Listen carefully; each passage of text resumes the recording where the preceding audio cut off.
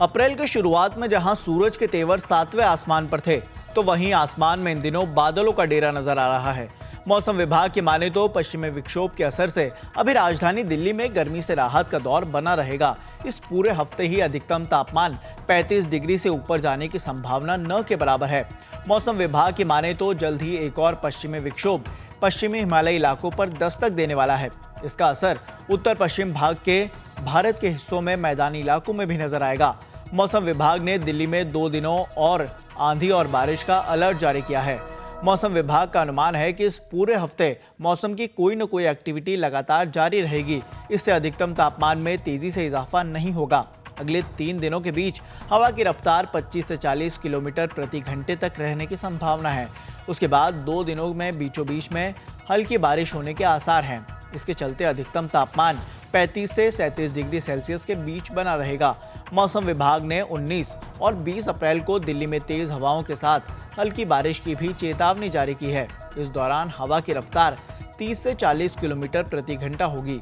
मौसम वैज्ञानिकों के मुताबिक राष्ट्रीय राजधानी के ये बदलाव पश्चिमी विक्षोभ के दस्तक देने के कारण होगा। बीते दिन की बात करें तो सोमवार 16 अप्रैल को भी सुबह से ही बादल छाए रहे। दिन में थोड़ी बहुत देर के लिए धूप निकली भी, तो कुछ देर बाद ही बादलों ने डेरा डाल दिया। इस दौरान कहीं कहीं हल्की बारिश भी हुई।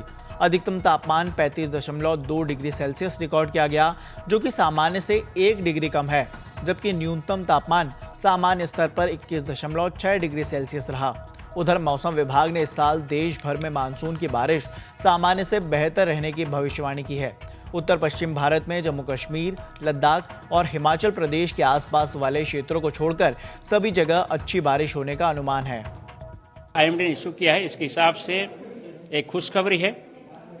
सारे भारतवर्ष का आप एवरेज रेनफॉल को विचार करें, जून से सितंबर बीच में जो मानसून रेनफॉल होता है, इस साल वो लॉन्ग पीरियड एवरेज की 106% होने का संभावना है।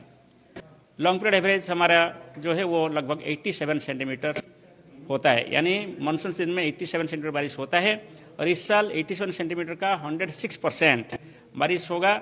और ये जो मॉडल है, ये मॉडल का एरर होता है ±5%। इसका मतलब हो गया कि इस बार सामान्य से ज़्यादा बारिश होने का संभावना है कंट्री एज ए होल के लिए।